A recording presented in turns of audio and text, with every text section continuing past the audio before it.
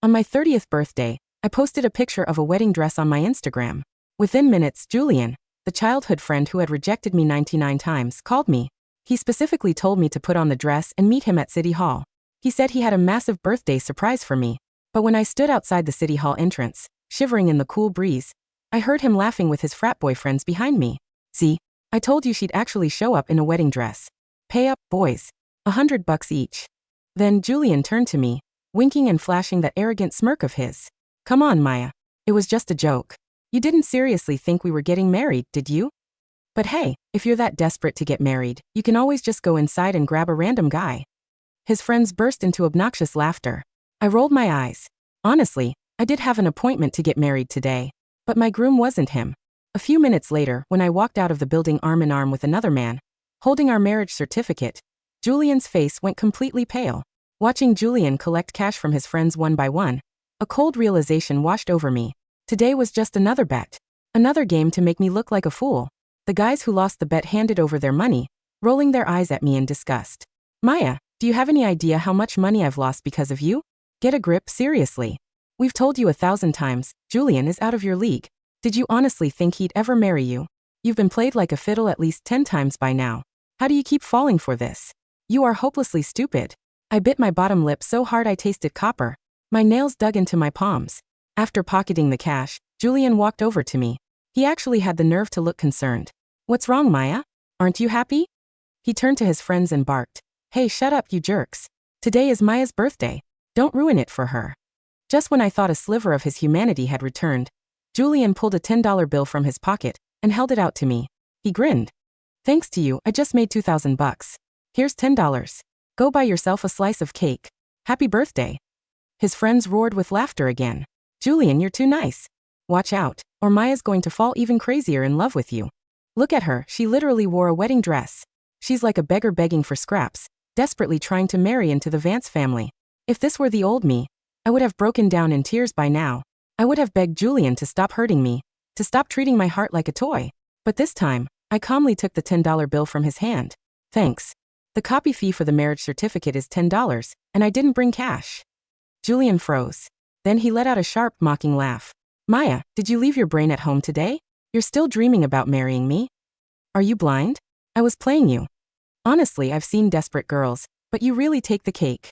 He shook his head with disgust, looking at me as if I were a piece of trash stuck to his shoe. Even though I had prepared myself for this, his words still pierced my heart like sharp arrows. I actually found out about his little bet yesterday. Someone had commented on my dress photo, saying I only bought it because I was jealous of Julian's new girlfriend, Serena.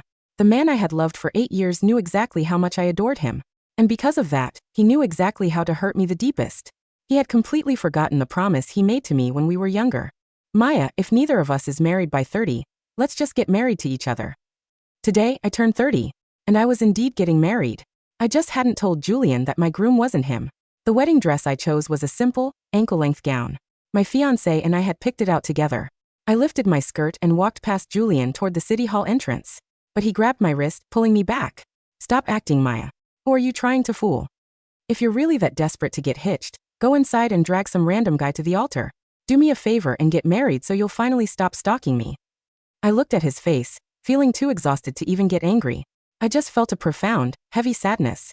The Julian who used to chase down bullies just to make them apologize to me was completely gone. This stranger had taken his place. I shook my head, trying to pull my hand away. Suddenly, a voice called out, Julian. It was Serena. Julian instantly let go of my wrist. To prove his loyalty to her, he pulled a sanitizing wipe from his pocket and meticulously wiped his hand, as if I were contagious. Serena walked up, looking confused. Julian, what are you doing here? Then she looked at me. Maya, are you getting married today? You're even wearing a wedding dress. Julian looked around nervously. He didn't want Serena to know he had organized a bet around me. In a panic, he grabbed Brad from his group of friends and shoved him next to me, laughing loudly. Serena, you're so smart. You guessed it. Today is the big day for Maya and Brad. We all came out here to support them and wish them well. His friends instantly caught on and chimed in. Yes, Serena. We're celebrating Maya and Brad today. I looked at Brad, who was shorter than me and wearing a greasy, stupid grin, and felt a wave of nausea. Seeing that Serena was still skeptical, Julian pushed Brad and me toward the doors. Go on, go get registered. Serena wants to see. I stumbled forward from his push.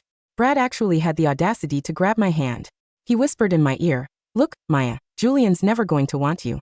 But you've got a nice face and a decent body. I guess we could make it work." I lost it. I ripped my hand away from his greasy grip and leaned against the wall, dry heaving. Julian immediately mocked. "Oh my God, Maya. Are you pregnant? Is this a shotgun wedding?" "Brad, you dog. Nice job." Serena joined in, her face beaming with fake sweetness. "Maya, I was so worried about your love life. I had no idea you'd find a husband and get pregnant so quickly. Congratulations." I stood straight and looked coldly at Julian, who was still laughing hysterically. "You're right," I said quietly. "I am getting married today. But not to any of you losers. My fiancé is inside getting our queue number. Save your congratulations for him." Julian's laughter died instantly. Just then my phone buzzed. I answered it, nodding a few times. "The second floor? Okay, I'll go up first." "Sounds good." I hung up, turned to the stunned Julian and said, "I wore this dress because my fiancé hired a photographer to capture our day. This is the simplest gown of the 7 dresses I bought. It's easy to move in. Since you're all here, you might as well take the invitations. My wedding is on the 10th of next month. You're welcome to attend." I pulled the elegant, gold-embossed invitations from my bag and handed them out. When I reached Julian, he refused to take it. One of his friends looked at the card and gasped. "The Grand Pierre Hotel? That's the most expensive venue in the city. Maya, did you land a sugar daddy? He must be loaded." Julian's lips twitched, his eyes filled with utter disdain. "Maya, you really are committed to this act, aren't you? Fake invitations? Booking the Grand Pierre? This is pathetic even for you." With 2 fingers, he took the invitation from his friend and tossed it onto the street. Serena glanced at the invitation on the ground and sighed. "Honestly, Maya, I have to side with Julian on this. There isn't even a photo of the groom on the card. It looks totally fake." We hadn't had time to take engagement photos yet. Serena stepped closer, grabbing my hand with a look of pity. "Look, I know how you feel about Julian." Julian suddenly went tense. "Serena, let me explain." Serena waved him off. "Julian, you don't have to explain. I know you two grew up together. You have history." She turned back to me. "Maya, woman to woman, I get it. But you can't force love. Julian has told you a million times that he only sees you as a sister. And since I'm practically your older sister now, let me give you some advice. Stop this embarrassing show. The more you do, the more people are going to laugh at you." The crowd behind her murmured in agreement. "Serena is so sweet and understanding. She's a class act. Only someone as nice as Serena would try to save Maya from embarrassing herself." Serena looked at me with pure condescension. "Come on, Maya. Let me help you take that dress off." It was always like this.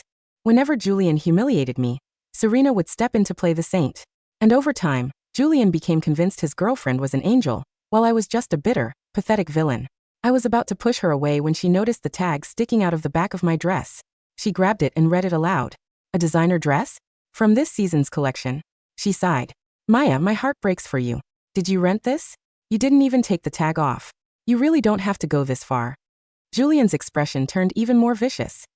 He pulled Serena into his arms, kissing her hair. "Serena, you're too good for this world. Why are you even wasting your breath on a pathological liar like her?"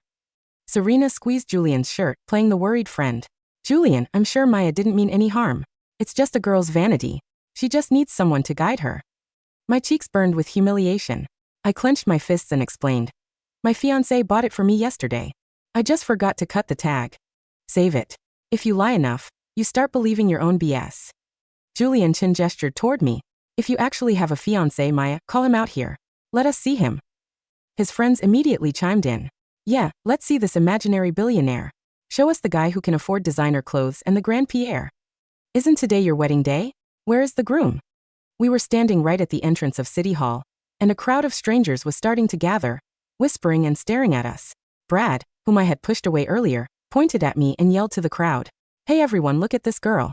She tried to ruin someone else's relationship, got caught, and now she's pretending she's getting married today. Let's see if her imaginary groom actually exists." People stopped to point and whisper. Some even pulled out their phones to record me. The autumn wind felt freezing. I wrapped my arms around myself, trying to shrink away. Serena shivered slightly. Julian immediately took off his coat and draped it over her shoulders. He glared at me. "Maya, call your fake husband already. If Serena catches a cold because of your little stunt, you're going to pay for it." I lowered my head. I felt frozen from the inside out. To be honest, I wasn't even sure when my fiancé would arrive. We had only met once. As the minutes ticked by and nobody appeared, the crowd around us grew larger. Phone cameras were practically shoved in my face. I kept backing up, trying to escape the lenses, until I bumped into a solid chest. I'm sorry. Before I could finish, a pair of strong, warm hands rested on my shoulders. I should be the one apologizing. I'm sorry, Maya. The traffic was awful. I'm late. The voice was deep, smooth, and right at my ear. My heart leaped into my throat. I was almost too afraid to turn around. But the man behind me, sensing my tension, gave my shoulder a reassuring squeeze.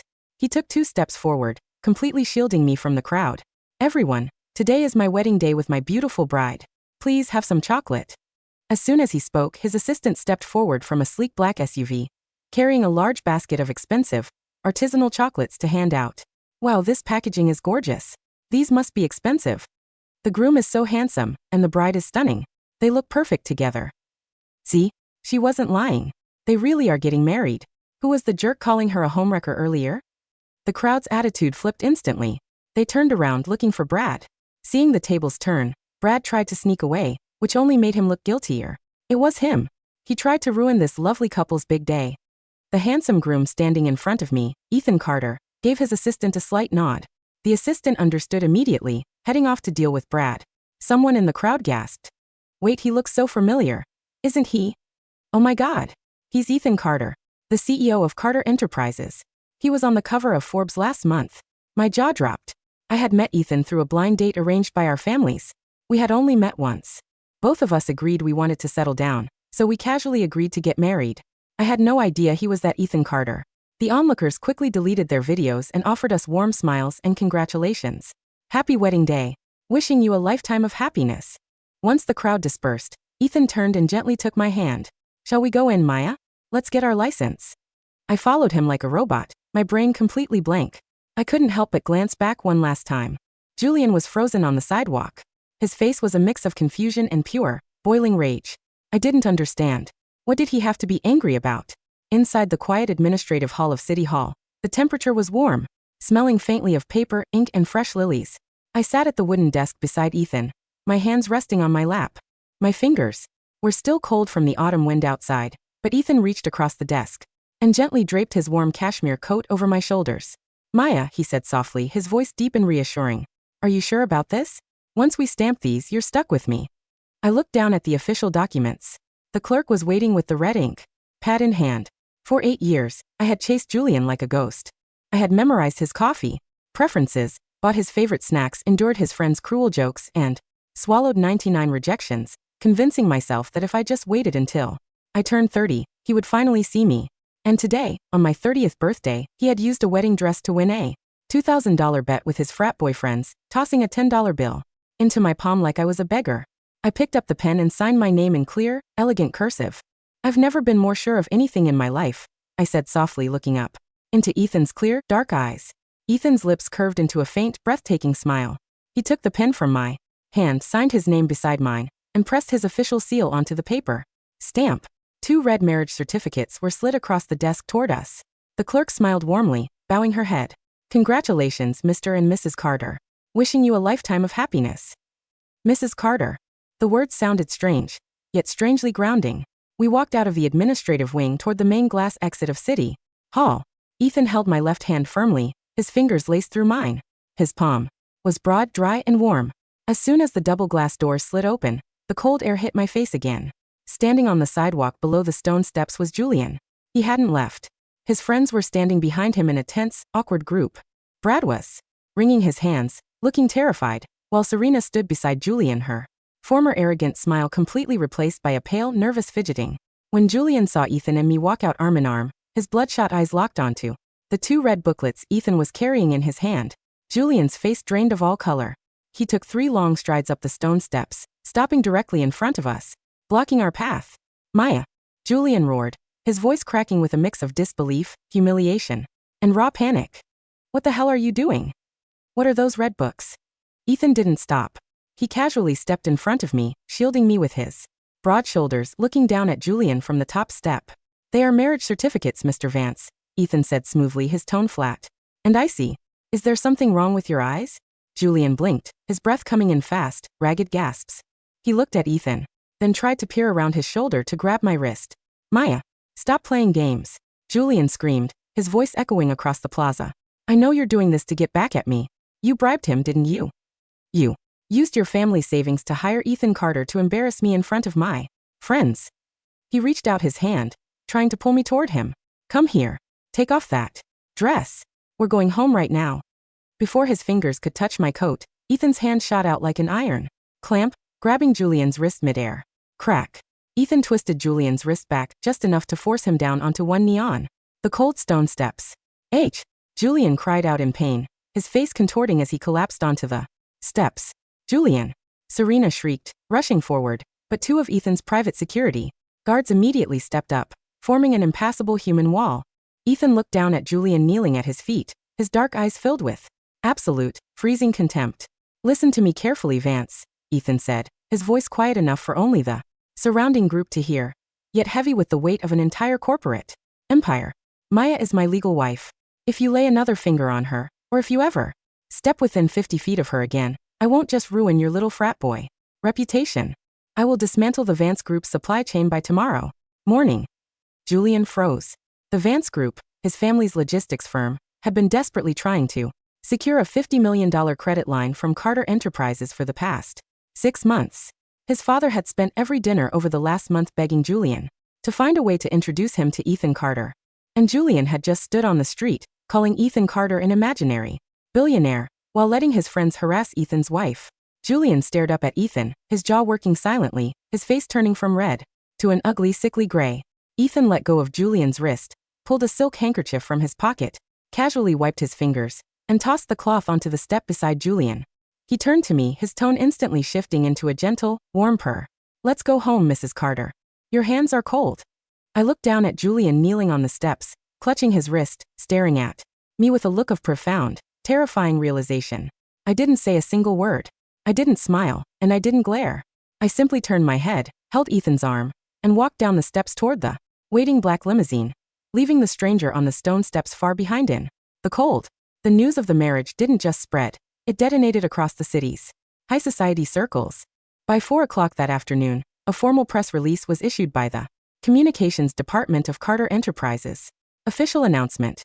Chairman Ethan Carter and Miss Maya Lynn have formally registered their marriage today.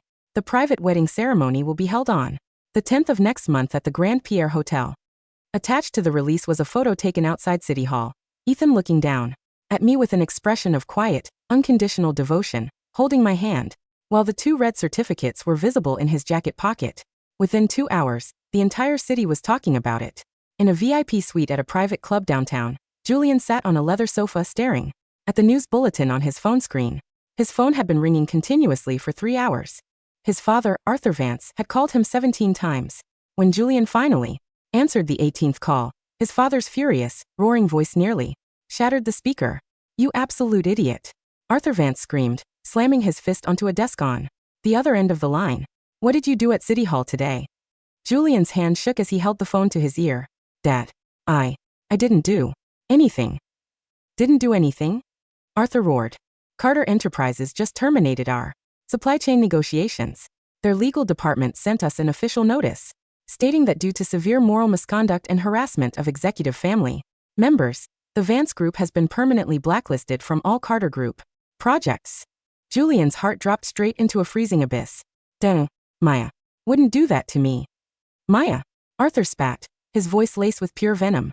You mean Mrs. Maya Carter? Do you have any idea who she is now? She controls 30% of the Carter Family Trust. Why the hell did you let Brad and those street thugs yell at her outside City Hall? I didn't know, Julian shrieked, pulling at his hair in a frenzy. She never told me she knew Ethan Carter. She's been chasing me for 8 years. She was supposed to marry me when she turned 30. She's not marrying you. She married a man who can buy your entire family 10 times over. Arthur barked.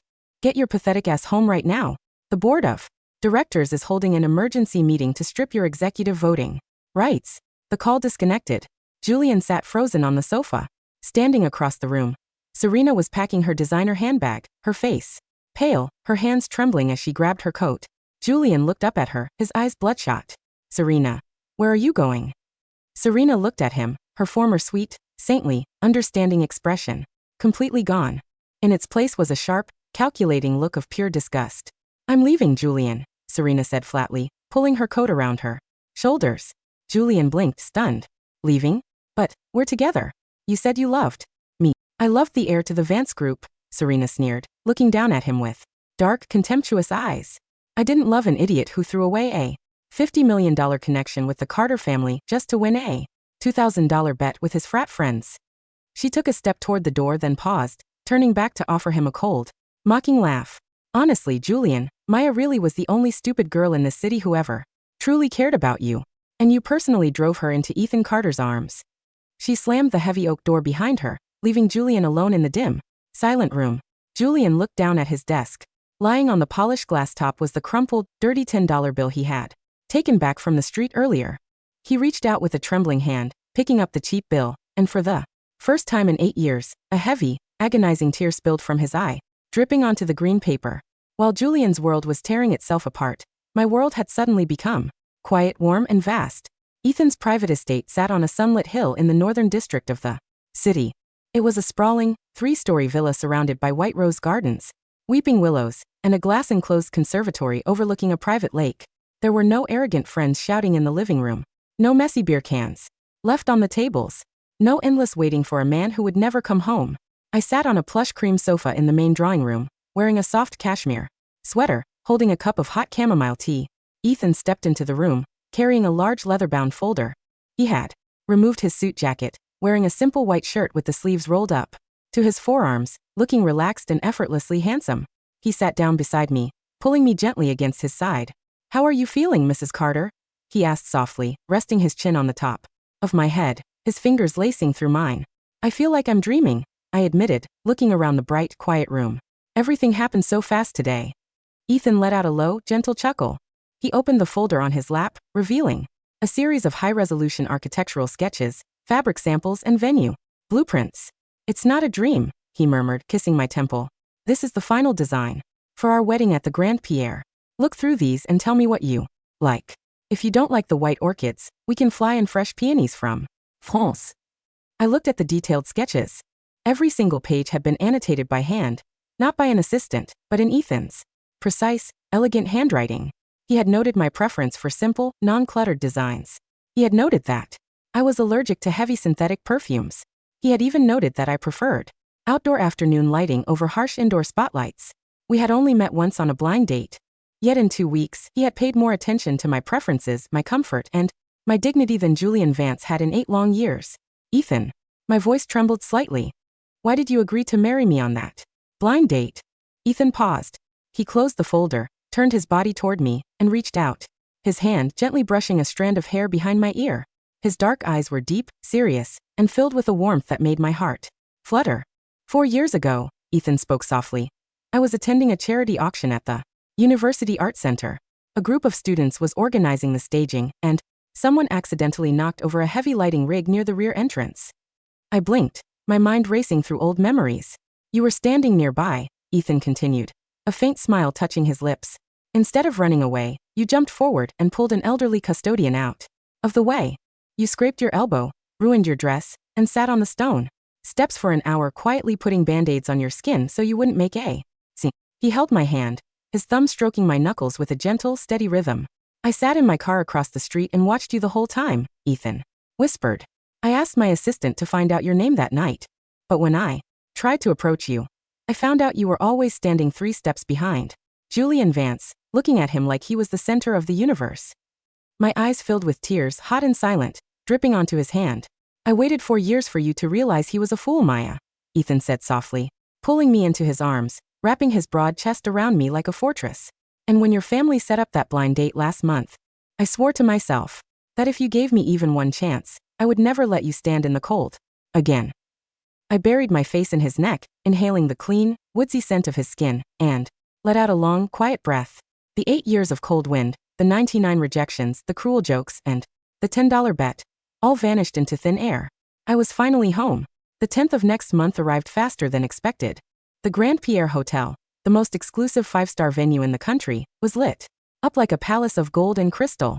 The grand ballroom was filled with over 300 high society guests, international industrialists, famous artists, high-ranking politicians, and the city's most prominent media outlets. I stood in the private bride's dressing room on the top floor, wearing a Custom-made, off-the-shoulder gown crafted from hand-embroidered French lace. A delicate diamond tiara rested on my styled hair, catching every beam of soft, warm light. My college roommate, the same girl who had once commented on Julian's post, celebrating his marriage, sat in the corner of the room, looking pale, terrified, and utterly miserable. She had spent 3 weeks trying to apologize to me, sending flowers and gifts to my office, begging me not to let Ethan ruin her father's accounting firm. I hadn't replied to a single one of her messages. Knock, knock, knock. The dressing room door was pushed open. Standing in the doorway was Julian. He looked unrecognizable. In just 3 weeks, the heir to the Vance Group had completely fallen apart. His expensive suit was wrinkled, his hair unwashed, his cheeks gaunt, his eyes hollow and bloodshot. He had lost 20 pounds, looking like a ghost standing among the silken flowers. He had bribed a hotel waiter with his last remaining cash to get a temporary access badge to the top floor. When his eyes fell onto me, standing under the warm lights in my custom gown, looking radiant, magnificent, and completely out of his reach, Julian let out a choked, horrific gasp. "Maya," he whispered, his voice cracked and broken. I didn't panic. I didn't hide. I stood gracefully in front of the full-length mirror, adjusting my pearl earrings, looking at his reflection in the glass with a cold, unbothered detachment. "You shouldn't be on this floor, Julian," I said, my voice smooth as silk. "Security will be here in 2 minutes." Julian took 3 fast, frantic steps forward, falling straight onto his knees. On the thick velvet carpet behind me, he reached out his hands, trembling, wanting to grab the hem of my dress, but he didn't dare touch the pure white lace. "Maya, please." Julian wept, his head bowing until his forehead touched the floor, his body shaking with violent, agonizing sobs. "I'm sorry. I'm so sorry. I was blind. I was an arrogant, disgusting fool." He raised his tear-stained face, staring at me with a look of pure, unadulterated devastation. "My family is bankrupt, Maya. Serena left me. My friends won't answer my calls. I have nothing left," he shrieked, clutching his chest. "I remembered the promise, Maya. I remembered. You said if neither of us was married by 30, we'd marry each other. I'm 30 today, Maya. Look at me. I'm here to marry you." I slowly turned around, holding my gown, looking down at the man who had tormented my youth. "Julian," I said softly, my voice carrying a quiet, crystal-clear authority. "I turned 30 3 weeks ago, and I married the man who brought me flowers, not the boy who threw $10 at my feet." Julian's breath hitched in his throat. "I didn't bring you here to forgive you," I continued, looking into his bloodshot eyes. "I gave you an invitation because I wanted you to see what $80 million of real love looks like." The dressing room door swung open. Ethan walked in, dressed in an immaculate black tuxedo, looking powerful, handsome, and terrifyingly calm. Behind him stood 4 heavy-set hotel security guards. Ethan didn't even glance at Julian kneeling on the floor. He walked straight up to me, wrapped his arm around my waist, and kissed my lips tenderly. "The guests are seated, my queen," Ethan whispered, his eyes filled with endless warmth. "Are you ready?" "Ready," I smiled, holding his arm. Ethan turned his head slightly, looking down at Julian from the corner of his dark eyes. "Guards," Ethan ordered flatly, "remove the beggar from the building. If he steps on the property again, have the police arrest him for trespassing." "Ethan, no. Maya, look at me. Maya." Julian thrashed and screamed as the 4 heavy guards hoisted him up by his arms, dragging him backward out of the room, his knees scraping uselessly against the carpet, his shrieks echoing down the marble hallway until the heavy oak doors shut tight. The grand ceremony at the Grand Pierre was a masterpiece of beauty, light, and joy. Under the soft gold lights of the crystal chandeliers, in front of 300 cheering guests, Ethan placed a flawless 10-carat diamond ring on my finger, pulling me into a deep, passionate kiss that made the entire ballroom erupt into thunderous applause. The photos of our wedding went viral across the country the next morning. The real fairy tale. CEO Ethan Carter weds high society heiress Maya Lin in an $80 million ceremony at the Grand Pierre. Outside the heavy glass doors of the hotel, sitting on the cold curb under the pouring rain, was Julian. He was holding a wet, torn newspaper featuring the front-page photo of Ethan kissing me under the chandeliers. His family's assets had been officially seized by the banks that morning. His father had disowned him, Brad and his frat friends had blocked his number, and Serena was currently dating a mid-level manager from another firm. Julian sat in the rain, clutching the wet newspaper, his fingers digging into the paper until it tore in half. He pulled a small, crumpled object from his pocket, the cheap $10 bill he had once patronizingly handed me outside City Hall. He looked at the bill, then at the photo of me smiling radiantly in Ethan's arms, and let out a sound that didn't sound like a human being. It was a howl of pure, eternal, unrecoverable agony. He had held gold in his hands for 8 years. And because of his arrogance, his entitlement, and his cheap games, he had traded an empire of love for a $10 piece of trash. 2 years later, the sun rose over the private beach of our coastal villa in California, painting the ocean in brilliant strokes of gold and azure. On the open terrace overlooking the water, a small wooden playpen sat under the shade of a wide canvas umbrella. A 1-year-old boy with dark, curious eyes and soft curly hair was happily playing with a set of wooden building blocks. I stood by the glass railing wearing a white silk sundress, sipping a cup of warm tea, feeling the cool ocean breeze brush against my skin. Ethan walked out onto the terrace, wearing a casual linen shirt, carrying a plate of fresh fruit. He set the plate down, walked up behind me, and wrapped his broad arms around my waist, pulling me back against his warm chest. "What are you thinking about, Mrs. Carter?" he whispered, resting his chin on my shoulder, kissing my cheek. I looked out at the vast, endless horizon, a brilliant, radiant smile breaking across my face. "I was thinking," I murmured, resting my hands over his on my waist, "that 99 rejections were just the universe's way of saving me for the one man who would never let me go." Ethan let out a low, genuine laugh, kissing my neck deeply. "And I'll never let you go, Maya. Not in 100 lifetimes." Beside us, our little boy let out a happy, babbling laugh, holding up a building block toward the sky, as the morning sun washed over our home, bathing our world in an unbreakable, eternal light.